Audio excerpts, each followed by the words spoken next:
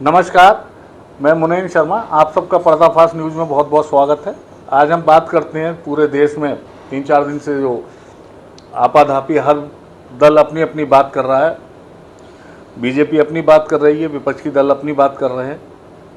और सच्चाई तो ये है कि जो सरकार कह रही है कि इन्होंने आदि जाति के साथ न्याय नहीं होने दिया, हम इतना अच्छा बिल लाए थे। ये बिल तो 2023 में सितंबर में ही पास हो चुका था।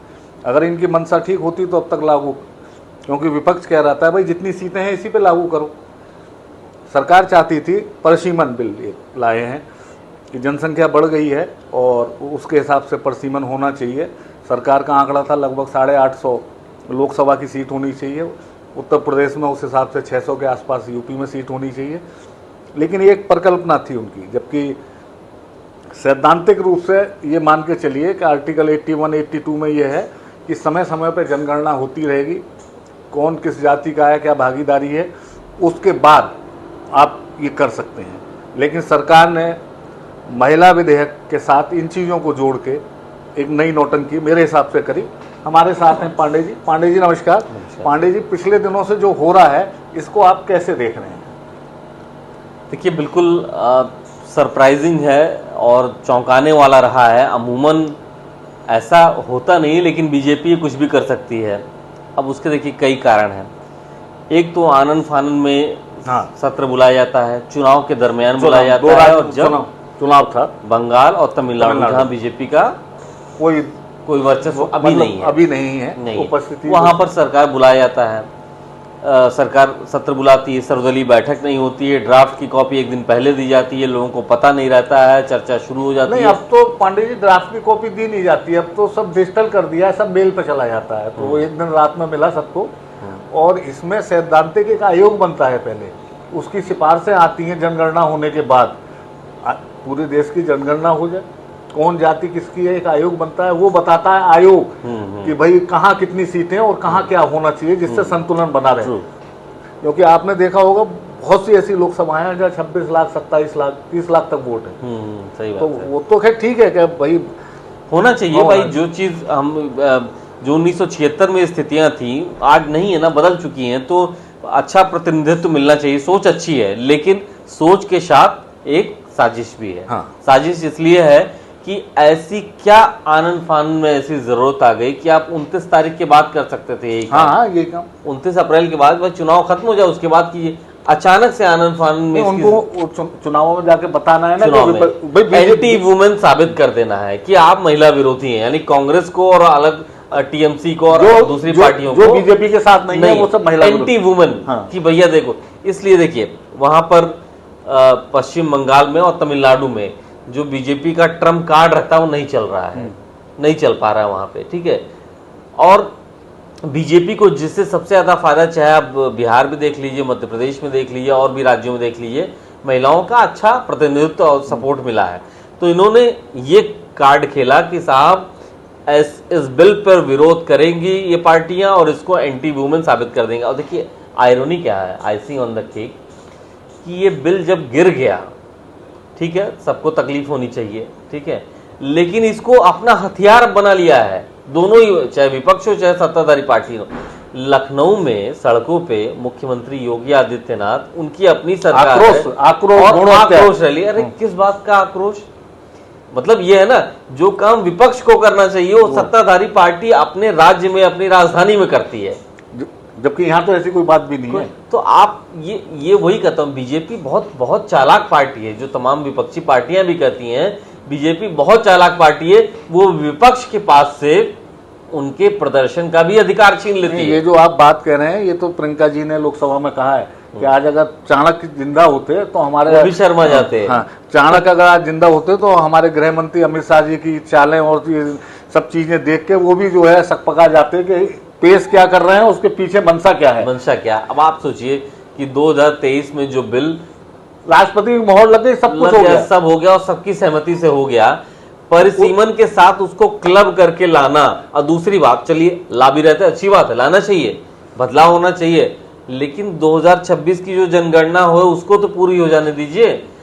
कोई नई चीज आप लेते हैं तो क्या करते हैं, लेटेस्ट मॉडल का मोबाइल लेते हैं, 2011 लेटेस्ट मॉडल क्यों की ले रहे टीवी। हैं? 2011 क्यों ले रहे हैं? 2011 की जनगणना पे क्यों कर रहे हैं साहब? अगर प्रतिनिधित्व ही आपको देना है तो 2011 से 2015 साल में आबादी कितनी बढ़ गई है? बिल्कुल।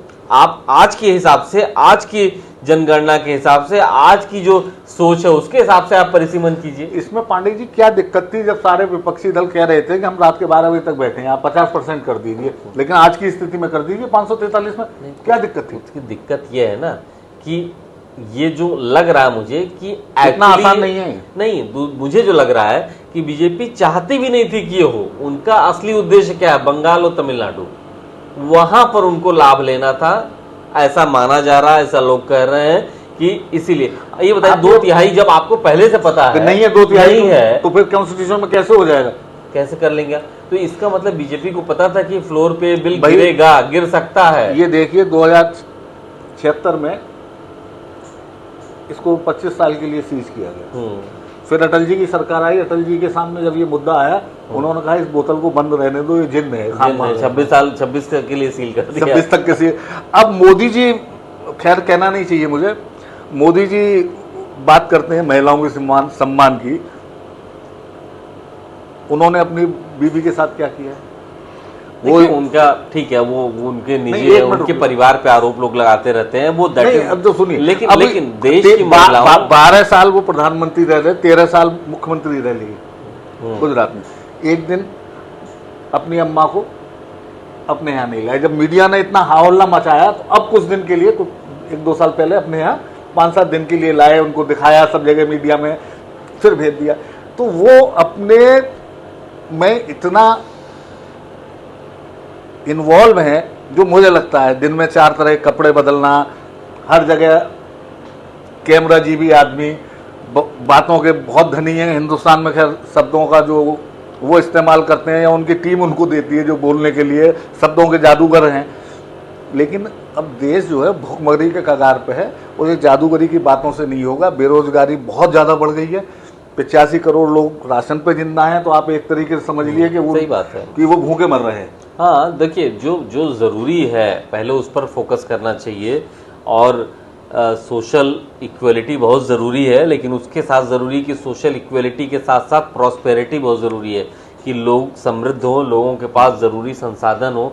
आज भी हम जो अपने देश के संसाधन हैं व्यर्थ में वोट पाने के लिए खर्च कर रहे हैं, बस उसका आप सही सदुपयोग कीजिए ताकि लोग समृद्ध बन सके। अब तो जितनी फ्री बीज की योजनाएं हैं सब बंद होनी चाहिए, सबको मुफ्त में कुछ भी नहीं मिलना किसी चाहिए। को नहीं मिलना चाहिए। जो इस देश में वाकई में नीडी है उसकी पहचान करके आप उसको सब कुछ दीजिए, लेकिन उसकी आड़ में अपने वोटर्स को मत दीजिए फालतू में, जो लोग घर बैठा है, जो काम उनसे नहीं काम कर रहा। लीजिए भाई। किसी को आप 85 करोड़ लोगों को घर पर बैठकर राशन दे रहे हो, वो साले काम, वो देश की विकास धारा में कहीं जुड़ पा रहे हैं? यही सब तो स्थिति है। देखिए, देश की अर्थव्यवस्था कहाँ जो अब 5 देखिए, ट्रिलियन की बात की जा रही थी, अब छठे- 5वें नंबर से 6वें पे आ गए, बैक गियर लग गया, पीछे आ गए। आगे बढ़ रहे थे, हमने धीरे धीरे आगे बढ़ना शुरू किया था, पता नहीं क्या हुआ। मेरे पास एक रिपोर्ट आई है IMF की, उसको मैंने देख रहा था, उसमें इस बात का जिक्र किया गया है कि भारत से नेट FDI और रिवर्स में, मतलब विदेशी कंपनियां अपना धन वापस लेके जा रही हैं, मतलब प्रत्यक्ष निवेश कम हो रहा है, विड्रॉल ज्यादा हो रहा है। दूसरी बात, डॉलर मजबूत हो रहा है, रुपया गिर रहा है। इन सब की वजह से जो हम आगे बढ़ रहे थे इकोनॉमी में, 5 से 6 पे आ गए वापस। पांडे देखिए, हमारे यहाँ टैक्सेस इतने हैं। हमारे यहाँ जो ऑटोमोबाइल की इंडस्ट्री थी, बहुत बड़ी इंडस्ट्री थी, ठीक, और एक हमारे यहाँ कपड़े की इंडस्ट्री। ये दोनों इंडस्ट्री हमारे यहाँ से, हमारे ही लोग ले गए, बांग्लादेश में चले गए, क्योंकि वहाँ टैक्स बहुत कम, वहाँ टैक्स बहुत कम, लेबर है, सस्ता टैक्स है। तो सरकार को ये भी देखना पड़ेगा कि भाई हम किस तरीके से लोगों से खून चूस रहे हैं। सर्वाइवल तो देखिए, इस बात से तो मैं सहमत हूं आपसे। देश का जो वेल्थ क्रिएटर है, जो हम आप हैं, हर सामान खरीद रहे हैं, टैक्स दे रहे हैं, गाड़ी खरीद रहे हैं, रोड पे चल रहे हैं, टोल दे रहे हैं, दुनिया भर का टैक्स दे रहे हैं। आप समझिए, जो वेल्थ क्रिएटर है वो अपने आप को ठगा हुआ इसलिए महसूस करता है कि साहब जो वेल्थ क्रिएटर है उससे आप सब कुछ ले ले रहे हैं। हाँ, और उसे दे क्या रहे हैं? उसे क्या मिल रहा है? कुछ नहीं मिल रहा। उसी के पैसे को लेके आप अपनी पॉलिटिकल गोल्स को सेटिस्फाई करने के लिए मुफ्त में बांट रहे हैं, सब मुफ्त में। और पांडे जी, एक चीज का और ध्यान में आपका देना चाहूंगा कि आप भी बताएं कि जैसे चलो ये तो नारी वंदना की बात हो रही है, सब कह रहे हैं, हम भी चाहते हैं कि भाई नारी को बराबर की भागीदारी हो, उसमें कोई दिक्कत नहीं है, लेकिन सब तरीके से हो, जल्दबाजी में ना हो, नियमों और के अनुसार हो। जो हमारा संविधान कहता है, अगर मोदी जी को यही नारियों से इतना ही है तो हमारी लड़कियों पे जो जीएसटी लगता है, किताब कॉपी स्कूल में, बिल्कुल माफ तो होना चाहिए, बिल्कुल माफ नहीं होना चाहिए। और उनकी जो जरूरी निजी जरूरी चीजें हैं उनसे जीएसटी हटा लो, उन पे हटा देना, शून्य कर देना चाहिए। क्यों ले रहे हैं आप किताबों पे 18% जीएसटी? बिल्कुल, ये तो उद्योग है, बंद कर देंगे कैसे होगा भाई? तमाम तो फिर आप एक तरफ ताकतवर बनाना चाह रहे हैं और दूसरी तरफ से कान पकड़ के पैसा भी ले रहे हैं, ये कौन सा तरीका आपका? ये तो भाई देखिए है क्या ना कि दिखावा, नैरेटिव पॉलिटिक्स बहुत होती है ना, दिखाने के लिए साहब हमने ये किया, लेकिन हकीकत में हम चलाएंगे कैसे, तो दूसरे तरीके से ले भी लिया। पांडे जी, जिस पार्टी ने कोई राष्ट्रीय अध्यक्ष महिला नहीं बनाया, प्राइम मिनिस्टर कोई महिला नहीं बनाया, 21 स्टेटों में इस समय बीजेपी और उससे सहयोगी की सरकार है, एक स्टेट में दिल्ली में बस, बाकी कहीं कोई महिला नहीं है। तो ये लोग महिलाओं की बात करेंगे, सम्मान की? महिलाओं की बात होनी चाहिए, उनको उचित नहीं, ये सम्मान की बात करेंगे। इन्होंने कितना सम्मान दिया महिलाओं को? देने का प्रयास किए, लेकिन नहीं, ये बात है। 12 साल से आप देश की सत्ता में हैं, 12 साल से आप हिंदुस्तान के सबसे बड़े पद पे बैठे हैं, आपने क्या किया महिलाओं के लिए? कुछ 2-4 गिना तो दें हमें। ठीक है, भाजपा के लोगों से पूछा जा रहा है, और बीजेपी जहां पर जन आक्रोश रैली निकाल करके ये पूरा ठीकरा विपक्ष के सर पे डाल रही कि ये एंटी वुमेन है, इन लोगों ने हक छीना है, तो दूसरी तरफ ये कहा जा रहा है कि साहब ये धोखा दे करके ये सब किया जा रहा है। अखिलेश जी ने तो कह दिया कि नारी की बात नहीं कर रहे थे, नारा की बात कर रहे थे ये। आज वो खैर योगी जी ने तमाम महिलाओं से बहुत कुछ अनाप शनाप कहलवाया है, वो अच्छी बात है, राजनीति होनी चाहिए। लग रहा है कि मुझे बीजेपी अभी से चुनाव के देखिए ये पूरा जो समझ में आया, इतने सालों का जो अनुभव है हम लोग का, देखते हैं पूरा राजनीतिक समझ है, ये सिर्फ बंगाल और तमिलनाडु को लेकर के पूरा था। अगर अच्छा था तो यही काम 29 के बाद किया जा सकता था, इतनी हड़बड़ी की कोई आवश्यकता नहीं थी। बीच इलेक्शन में क्या जरूरत? या ये ऐलान हो सकता था कि साहब हम ये करेंगे, चुनाव बाद करेंगे, और जब ये परिसीमन आयोग गठन कर, में तो पांडे जी कम से कम 1.5 साल लगता है, 2 साल लगता है, 2 साल लगेगा, तो आप ये घोषणा कर सकते थे भाई, घोषणा से भी आपको लाभ मिल जाता। लेकिन हड़बड़ी जो लोग बता रहे हैं या हम लोग को दिखा वो यही है कि बीजेपी को लगता था कि पश्चिम बंगाल में ये जो विपक्ष को एंटी वुमन घोषित कर दो, तमिलनाडु में एंटी वुमन घोषित कर दो, सीधी सी बात। अब दूसरी बात ये भी था, ये वाइसा वर्सा, ये ऐसी चीज थी कि उगले तो फायदा निगले तो फायदा। अगर हो जाता तो बीजेपी को आप सोचिए कि दक्षिण भारत में अगर नुकसान होता, उत्तर भारत में इतनी ज्यादा सीटें उनको मिलती कि कभी उनको सत्ता से कोई नहीं हटा सकता। इसीलिए तो कर रहे थे वो जो ये दोनों तरफ से, दोनों हाथ में लड्डू, पूरब से पश्चिम, उत्तर से दक्षिण, पूरे देश की संरचना बदल के और इस हिसाब से सीट कर लेते वो कि वो सब बीजेपी के, और वो डायरेक्ट कंट्रोल आ जाता है। हाँ। कि आप संसदीय क्षेत्रों का परिसीमन अपने हाथ में लेके कैसे अपने हिसाब से आप उसको व्यवस्थित कर दें और ऐसा बनाए कि आप कभी हारे ही ना। नहीं, ये संविधान के भी विरोध है, संविधान इसकी परमिशन नहीं देता। संविधान बताता है कि आप आर्टिकल 81, 82 के हिसाब से करें, जनगणना हो, उसके बाद आप जाति देखें, एक आयोग बने, वो आयोग तय करे, ना कि सरकार तय करे, वो आयोग तय करेगा। और उस आयोग में इनडायरेक्टली हमने क्या कहा, क्या चाहता था, कंट्रोल ही तो चाह रहा था।